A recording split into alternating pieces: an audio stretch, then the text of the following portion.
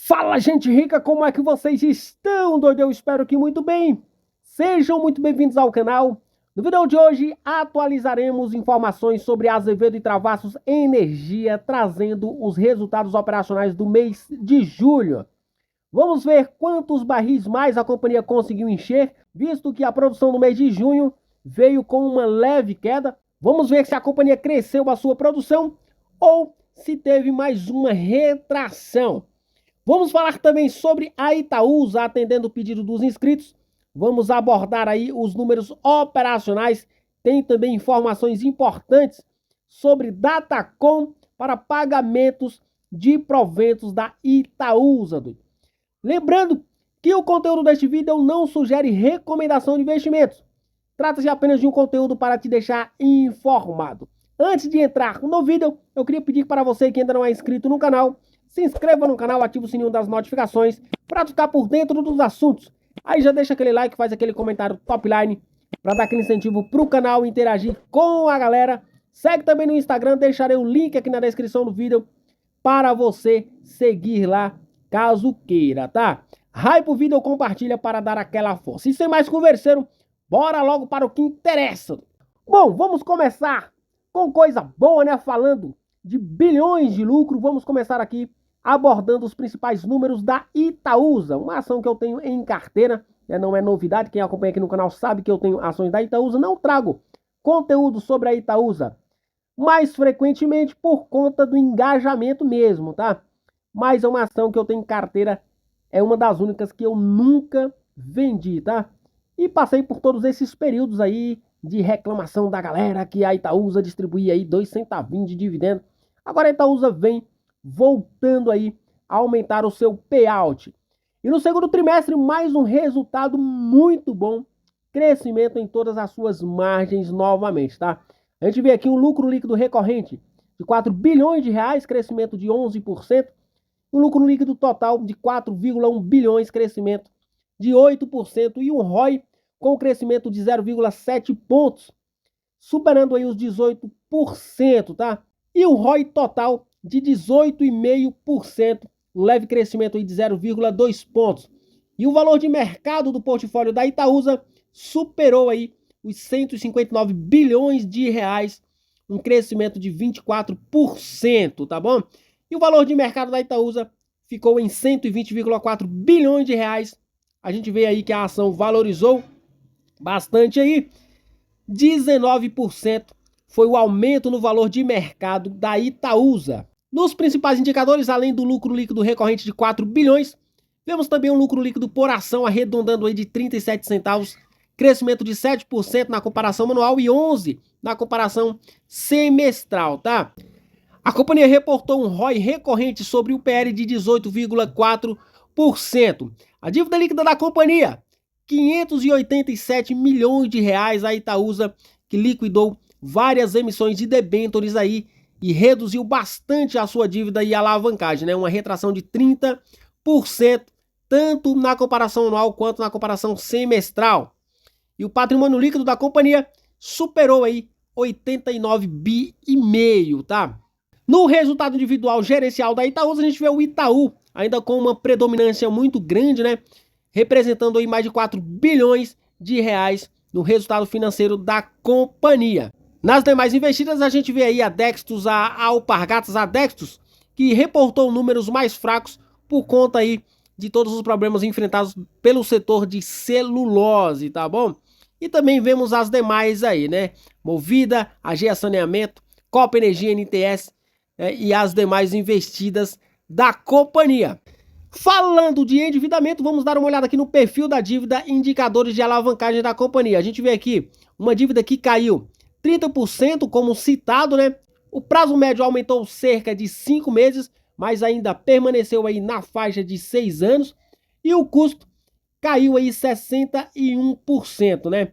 E continua aí atrelado a dívida total da companhia ao CDI. E dando uma olhada aqui no caixa e cronograma de amortização, a gente vê aqui que a Itaúsa está muito bem, né? Mais de 4 bilhões em caixa e um cronograma de amortização que deixa a companhia muito saudável, né? Tem contas para pagar aí apenas em 2029. A gente vê aí 2025, 26, 27, 28, tudo zerado, né? E apenas a partir de 2029 que a companhia vai pagar mais séries de debêntures, beleza? Então é uma empresa que, mesmo assim, muita gente ainda bota defeito na Itaúsa, mas é uma empresa que eu tenho em carteira que eu não me preocupo, né? Houve ali os períodos, né, de baixa de distribuição de proventos, mas por motivos, né, maiores, a companhia preferiu alocar capital e alocou de maneira muito inteligente, tá? Então ela cresceu seu portfólio e agora ela começa a retornar o seu payout, né, em níveis anteriores, tá bom? Falando em dividendo, a companhia já havia declarado juros sobre capital próprio no último dia 16 de junho, né? Que irá pagar aí no próximo dia 29 agora de agosto, a distribuição de 650 milhões de reais, que retirando aí, né, subtraindo aí os 15% de imposto de renda, resultará em pouco mais de 5 centavos por ação. Não dá mais tempo para se posicionar, porque a Datacom foi 20 de junho, tá? Porém, a companhia, junto com os números operacionais agora do segundo TRI, aprovou mais um pagamento de juros sobre capital próprio, 2,7 bilhões de reais, que resultará em pouco mais de 20 centavos por ação, já abatendo os 15% de imposto de renda. Serão dois pagamentos, primeiro 2 bilhões, que representarão aí, com os descontos de 15% do IR, pouco mais de 15 centavos, e mais 700 milhões, que resultará em pouco mais de 5 centavos por ação. Para o recebimento dos 2 bilhões, a Datacom é o próximo dia 18 agora de agosto, ou seja, quem ainda não está posicionado dá tempo, né? Agora, para os 700 milhões, não dá mais tempo, porque foi a mesma Datacom de 20 de junho e serão pagos todos esses proventos aqui no próximo dia 29 agora de agosto, tá? Então, uma empresa, né, que eu não tenho dor de cabeça nenhuma, apesar da lateralização que ficou aí, né, em trimestres anteriores, né, meu capital aqui já dobrou em Itaúsa, apenas aí com proventos e bonificação de ações. E agora, capital mais valorizado ainda, porque a ação subiu bastante, né? Eu tô com preço médio ali em pouco mais de R$8 a ação, já ultrapassou os R$11. Agora, falando de Azevedo e Travassos, vamos ver os dados operacionais de julho. Será que a companhia cresceu a sua produção?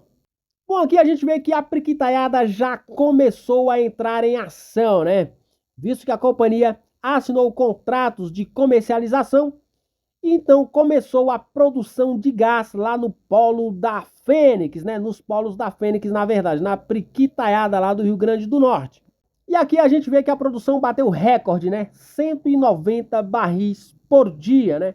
O que começou ali em 19 barris em janeiro, olha o salto que a companhia deu em 7 meses. Então, é questão de continuar acompanhando, estudando o case e acreditar, tá?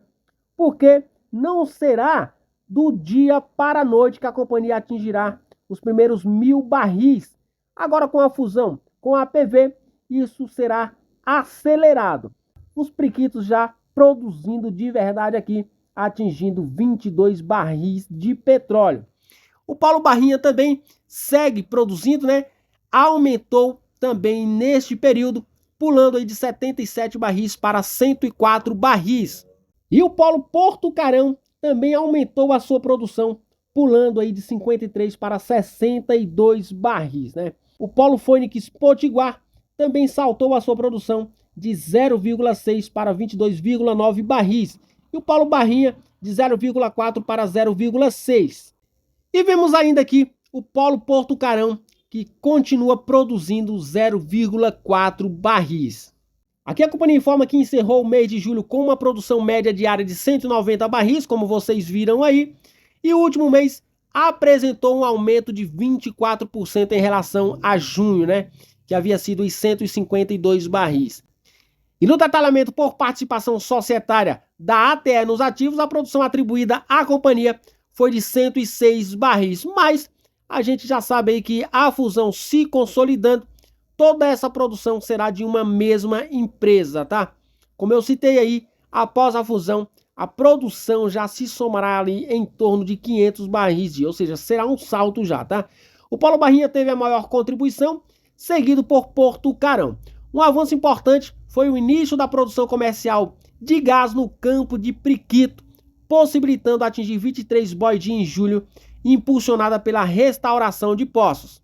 Nas atividades operacionais, a companhia destaca, a entrada em produção do poço ALC4 em 28/7, marcando o início da produção comercial de gás no campo de Priquito.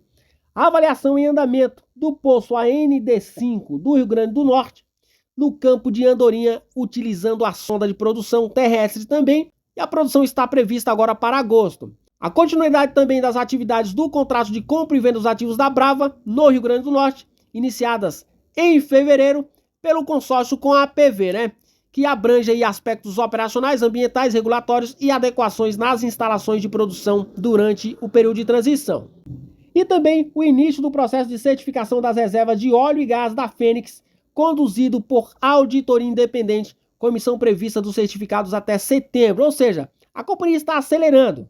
Lembrando que os resultados operacionais serão divulgados amanhã, 14/8, porém, não espere lucro, tá? Essa empresa aqui, ela não reportará lucro esse ano, é o que eu imagino. Nem agora nesse segundo tri, nem no terceiro e nem no quarto tri, tá? Nem após ali a fusão, porque está tudo em fase de muito investimento, tá? Então, a galera que está ali olhando para a cotação, você precisa ter estudado o case para você não ficar, apegando-se à cotação do papel. Existem os riscos atrelados em tudo isso daqui, tá? E um desses riscos é o risco operacional, porque a produção pode oscilar. E o outro risco, olhando para a performance das ações, é o risco de grupamento. Grupamento a gente sabe que deteriora patrimônio. Então, você precisa ter estudado, tá, o case e entendido que é um case de alto risco. Não se iluda achando que vai investir em ação de centavos e a ação vai se valorizar de maneira absurda em curtíssimo prazo, você vai ficar rico. Não é assim que acontece. Você precisa ter estudado e entendido o case, e o setor que a empresa está posicionada. O potencial que ela tem de crescimento, o potencial que ela tem de valorização. A valorização das ações serão apenas uma consequência do que a empresa está fazendo ou não, tá? Tudo isso aqui é gatilho para a valorização do papel? Ainda não, porque o que se percebe é que o mercado ainda não comprou a ideia das Azevedo e Travassos. O mercado está olhando para a Petrobras, PetroRio, Brava Energia, essas empresas maiores, tá? Precisa haver algo mais significativo para atrair a atenção do mercado. E eu acredito muito que esse algo significativo será a fusão, tá? Aí eu trouxe os números da PetroRecôncavo ontem, Eu respondi até o comentário de um amigo inscrito aqui, falando o seguinte: se tudo correr bem em 3 anos, a Azevedo e Travassos será quase metade da PetroRecôncavo, com base na produção atual da PetroRecôncavo de 26 mil barris, a Azevedo e Travassos em 3 anos almeja 10 mil barris, ou seja, será quase metade de uma PetroRecôncavo. Mas tudo isso exige muita paciência, tá? E apetite a risco, tá?